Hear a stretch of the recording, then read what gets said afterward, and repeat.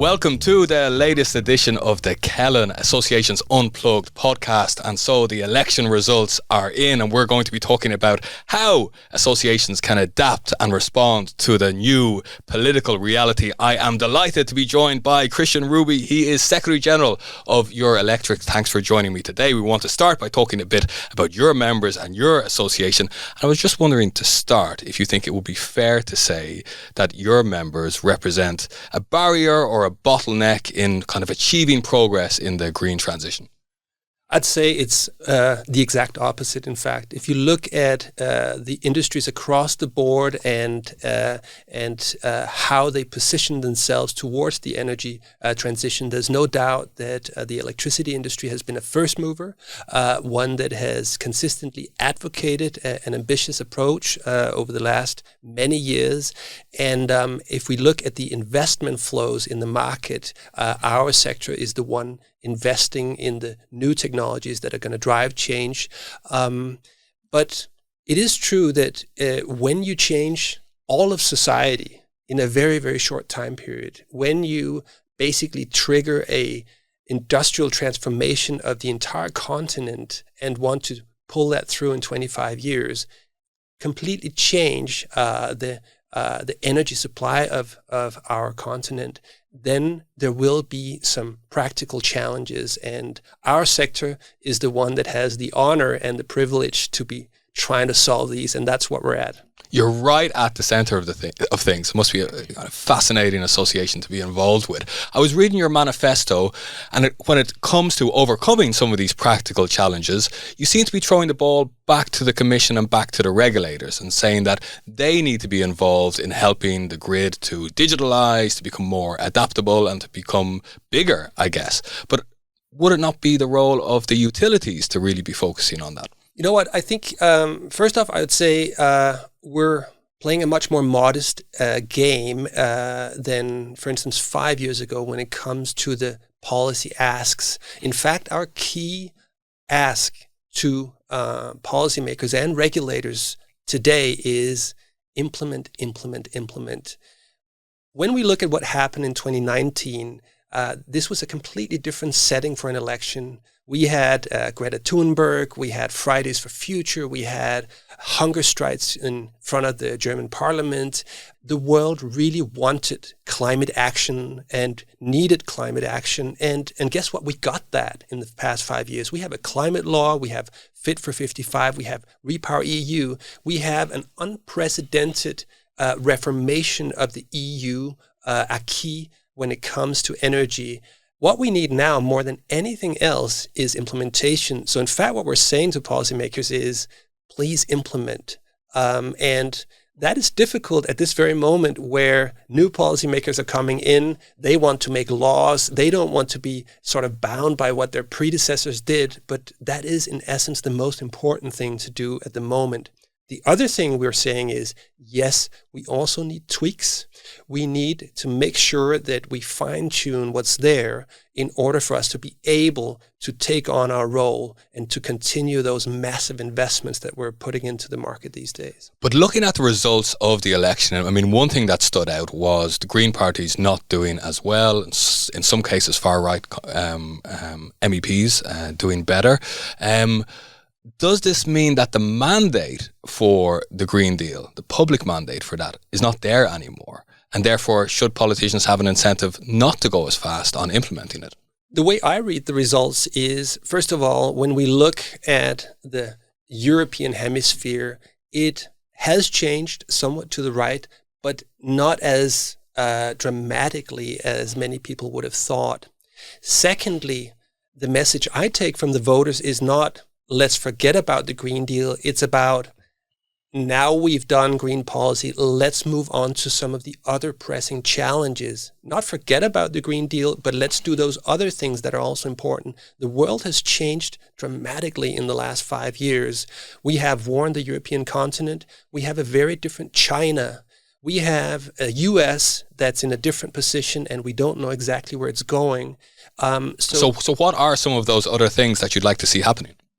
So I think we need to distinguish between what does our sector want from a new parliament and what do we see as the bigger meta agenda that's emerging. And if we start with the latter, there's no doubt that security is in a completely different place than it was 5 years ago. We need to take this seriously, and we need to address that urgent and pressing challenge of having a very hostile Russia right next door.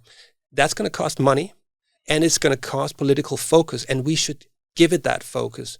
For the energy sector, that means we need to think differently about security supply. The second thing we need to think about is what is the future of Europe as an industrial manufacturer? We're seeing both the US and China play completely different when it comes to industrial policies. We're seeing trade collapse, and we're seeing FDI move very rapidly downwards. So we're in a different world where investments are being realigned with new, let's say, geopolitical demarcation lines. And we need to be clear about the fact that the energy transition rests upon our ability to be able to source new solar panels, new grid lines, and so on and so forth. A lot of equipment that we need to put up. And we don't want to end up in a new dependency on those materials, just as we had a dependency on Russian gas. Absolutely.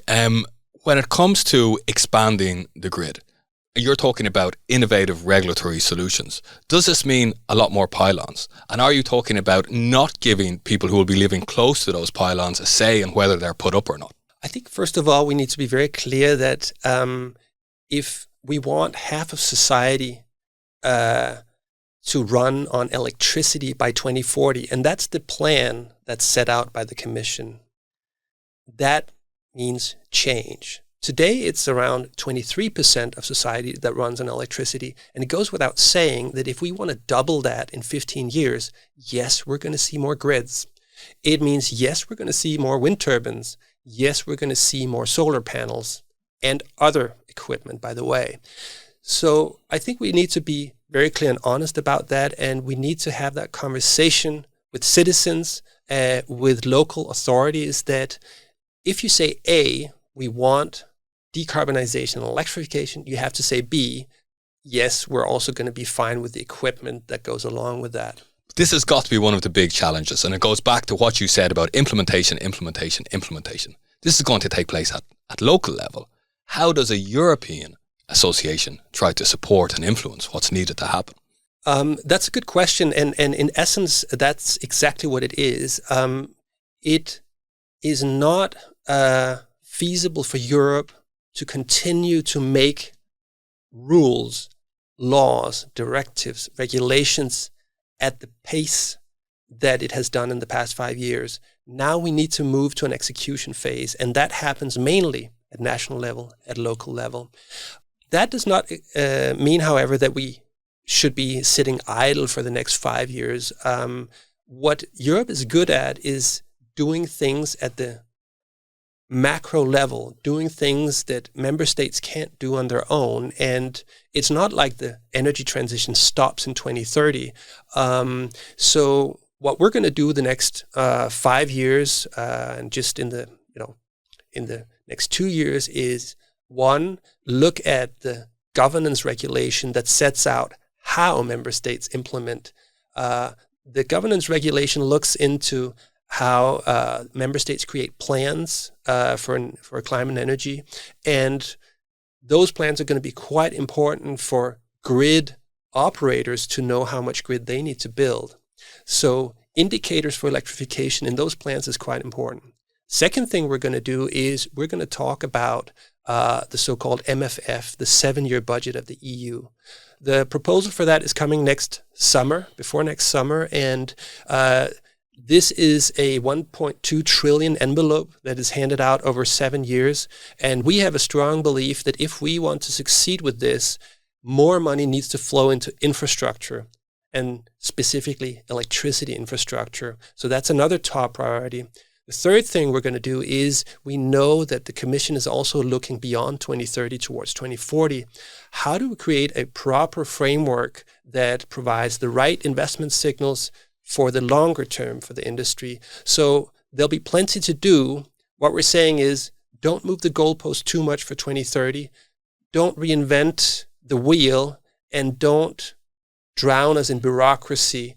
We are fine to play ball, but we also need some, let's say, space to work and to execute the plans. What are these people supposed to do? They want to go back to their constituents and say, I achieved something. I was part of this new regulation, new legislation. And you're saying, hold on, we have enough already. Let's just make do with what we have.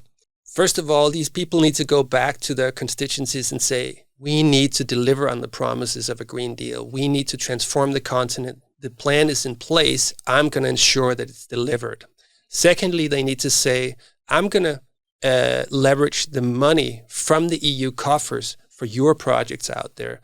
Third, they're going to have to say, we also need a plan for the longer term. So there's plenty to sell. And the great thing about the energy transition as it's happening now is that there's so not much dynamics in the market. There's so much happening. If you go to any member state, pretty much, you will just be amazed by the amount of projects and the dynamism out there. Okay, fantastic. Let's look more broadly at the role of an association now. Do you think that, given that there is this new reality, that associations need to adapt their message, speak in a different way? Or is it the case that you have one clear message and you keep on repeating it?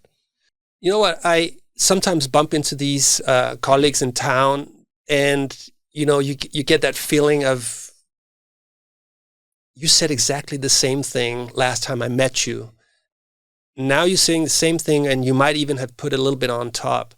Either you weren't successful in getting your message across, or you're doing what I call habitual advocacy, which is to repeat your message even when the reality has changed. And the most important part of being a lobbyist is to be a credible counterpart for politicians, to make sure that they understand at the moment you start the conversation that you understand their world. So how is it credible if you're changing your message to suit the reality? Well, because policies need to start with what is the reality. The reality is of the power sector, and the challenges of the power sector are very different today than they were 5 years ago. 5 years ago, there wasn't enough happening on renewables. We didn't have the right targets. We didn't have an alignment with science. The challenge today is that the influx of renewables on the grid is so big that it actually is many orders of magnitude bigger than what is needed. Just to take one country, not in the EU, but the UK has a connection pipeline of 700 gigawatts of capacity. That is many orders of magnitudes more than the country needs. The total capacity of the country is right around 100 gigawatts today, if I remember right. And that means the challenges are different. The problem has changed. So therefore, your message needs to change. Imagine, you go and tell your wife, I want a car. You get a car, and then you're a little bit broke. And next day you come and say again, I want a car. She's gonna think, are you crazy? You're doing habitual advocacy. You forgot that you actually got what you asked for. Habitual advocacy is another way to say that. Tick the box advocacy. I'll think about that. I'll think of that and maybe include it in my vocabulary. Let's get into that a bit. I know that this is a phenomenon.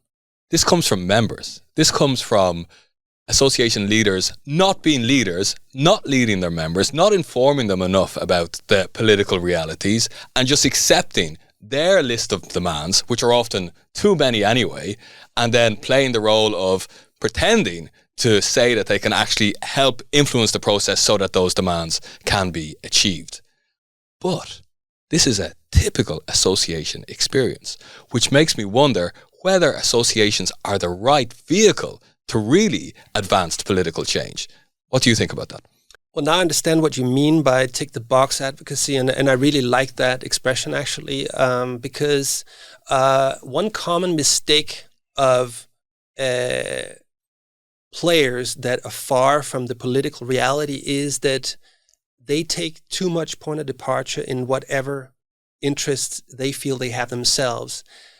You absolutely need to be clear about that and know that. But what we do, and which is extremely valuable for our clients or members, is that we translate that into policy language. If you come with a long list of complaints to policymakers and a long list of asks without explaining why is this important, not for you, but for society, you have no chance of succeeding, and you won't spend much time in the room with the decision makers. If you can come into that room instead and say, here's the political problem of Europe, and here's how I can help you solve it, they're very interested in listening. And then all of a sudden, your list of demands might become much more relevant. You'll never succeed with all of it, hopefully, because that means that you probably were too successful. But you can succeed with much more if you're able to relate to the political reality. And that's what we specialize in here in town. I'm going to insist on this point because I would just want to be sure that we can be clear that associations are the right setup or model for this. I see two disadvantages. One, Secretary Generals often get sucked into the swamp of member engagement, committee management, balancing the interests of the members, that they seem to spend 75% to 80% of their time on these sort of things and the small part of their time on what they should be doing, which is out there defending the sector. Number two, they're being led, literally, by people who will be a bit cut off from the political reality, and so their demands will be unrealistic. And I was wondering if a different model, like campaigns which are set up on particular topics, might be more effective in achieving results than the trade association model, which is most common nowadays. I think the one doesn't exclude the other, and we happen to do both. For instance, at the last election, we did a very big campaign together with BBC Storyworks, a commercial leg of the BBC campaign called Leading the Charge, where we basically just displayed the leadership of the sector with very tangible examples from across the sector, across the companies. And we basically pushed that out there very strongly. So campaigns can be extremely effective and sometimes a unique must-have tool if you have a very specific advocacy problem, or you are into the game of a broader, let's say, marketing exercise and profiling exercise for your industry. Secondly, I'd say I totally agree with you that a big risk for a Secretary General or an association leader is to get bogged down in internal cuisine and talking to yourself. This is something we see time and again in Brussels, that people forget about the fact that what we really need to do is to get the message across to policymakers.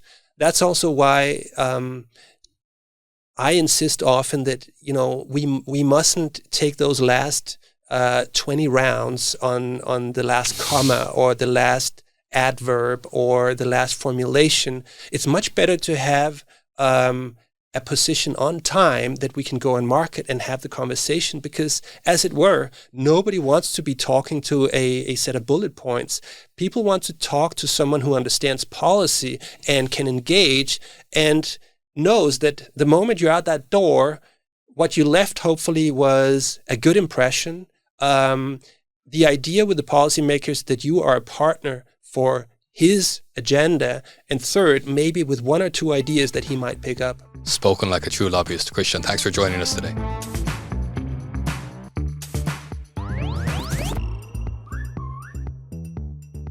Welcome to the latest edition of the Kellen Association's Unplugged podcasts. The MEP election results are in, and we're talking about how associations can adapt to the new political reality. I am delighted to be joined by Giorgio, Corbetta, Olga, Henkele, and Rivas, who are all part of the Kellen Public Affairs team. Olga, I'm going to start with you.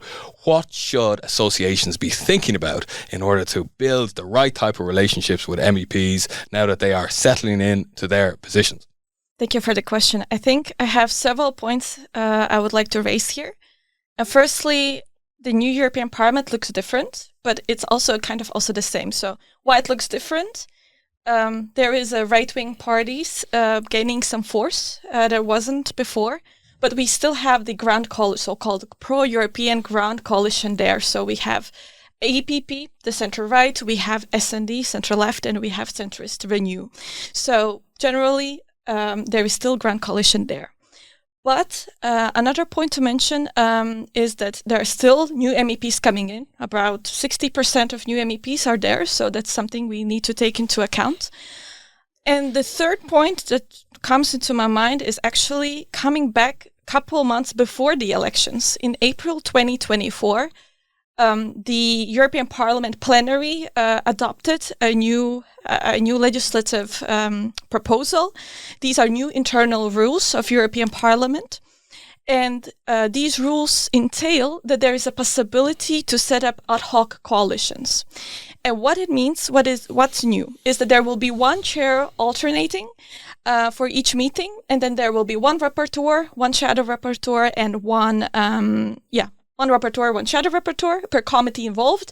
And maximum there would be around 3 committees possible in place. And why it's different, it's basically generally there will be less engagement possible because there will be less MEPs involved. So that's something to just take into account when we engage with MEPs. Plus, before there was so-called temporary special committees. Now there will be one ad hoc committee possible, and it will also deal with legislative files. So that's also something to take into account. What does that actually change for associations? How should they respond to that? I think it's just generally thinking about their plans of engagement, and one of those what in that plan should be entailed is that there will be less MEPs sometimes to engage with. Anna, I know that under the previous parliament, some associations took the position we are not going to engage with far-right MEPs. Is that type of an approach still sensible now? I think that the mindset is changing. Because at the end of the day, the far right or the more right spectrum of the parliament has been quite successful in the frugal countries like France or Germany, even Italy. So this is something that stakeholders will need to learn to live with, and also to check what is the potential for their businesses to engage with some MEPs, their constituencies, or maybe not to do it. So even if that needs to be assessed on a case-by-case basis, the reality is like the far wing, it's now bigger. But also we need to take into account that even given the political directions of the different groups, MEPs will have the freedom to vote for whatever they feel more aligned with. So ad hoc coalitions in this term will be quite instrumental because maybe delegations will take a more prominent role when it comes to differences in the way of seeing things. In the last parliament, in the early stages of it, it seemed that during the last commission, it seemed that some associations were caught off guard by the emphasis on the Green Deal. And so they found themselves in a position where they were pushing back against it and saying this is going too fast and so on. It's not a very constructive look for an association, and it makes you very vulnerable to NGOs who can point at you and say you're slowing things down. Now we're looking at new topics, new approaches. How should associations avoid that type of mistake this time around, Giorgio? So just going back to what Olga and Anna have been saying, I think what is also different is that you're going to have fewer entry points, right? Because you're going to have fewer MEPs which are engaged in the conversations that you as an industry and as a trade organization want to be a part of. But also, I think you're going to have more MEPs that you traditionally wouldn't want to talk to, right? Though, once again, what is different is that I don't think that all associations in general will have the luxury not to talk to anybody they can speak with. The challenge is obviously that, most associations also wouldn't like to be used by those MEPs, right? So what is interesting, what's important, and the work that we're doing with our clients is really to advise them how to make the best of who they can speak with without being used and without basically being caught in dynamics they definitely don't want to be in. To your question, Paul, I think now the conversation is not about, and this is definitely one of the things that also Kristian has discussed, and others, I think, in town. The conversation is not about how to end the Green Deal, but really how to include a different perspective and the perspective of competitiveness, right? And we see that really super important across all the clients and all the sectors that we work with. So what is different is that I think we do not obviously represent and we do not work with NGOs, but I think industries and most of the industries we've been working with are definitely totally invested in the Green Deal, right? But what they're also trying to push for and really try and also coming across as a solution to the policymakers that they're going to be talking with is how can we continue doing the things that we've been doing, right? So investing in greening our products or the products that we manufacture in the European Union, but also making sure that we remain competitive as an industry based in the European Union. So that's the shift. And where would associations start to shape their positions in line with this new approach? So if I can start, I think the first thing is obviously to understand what the sector you represent needs and wants, right? And this is not really different. It's not dramatically different to how you were doing things in the past. But on the other hand, and I think this is also what's going to be changing now, is trying to make sure that you're plugged in with, if you look at the parliament in particular, what new members of the parliament want. So what they're going back with to their constituencies, right? And once again, trying to make the link between what you want as a sector and what you suggest the way forward would be in terms of the regulatory framework, but also try and explain, why your position is going to be helpful for definitely industry and the entire value chain, but also society at large, because those are the people that are represented in the European Parliament by the MEPs. Okay, very good, Giorgio. Now, of course, in recent years, we had some scandals, so I was wondering if there's going to be an increased focus on transparency, on ethics, rules. What do associations need to be careful about here, Olga? I think the main point to be raised is, I think, about the transparency register. And that's something I just want to invite all the associations and all the companies also to think about when they are engaging with MEPs to be in the transparency register. Because everybody's not signed up yet? I think there are still emails coming in to me asking whether it's useful, how to register and so on. So I think there is still sometimes... the knowledge is lacking on this, that it's actually really, really important. So that's one of my first advice for sure. So it's about adapting to the message at the same time, understanding the new reality, but being clear on those ethical rules. For sure. Very important. Okay, so this has been a very interesting discussion. I'd like to thank you, Giorgio. Thank you, Olga. Thank you, Anna. And stay tuned for the next edition. Thank you. Thank you, Paul. Thank you. Thank you.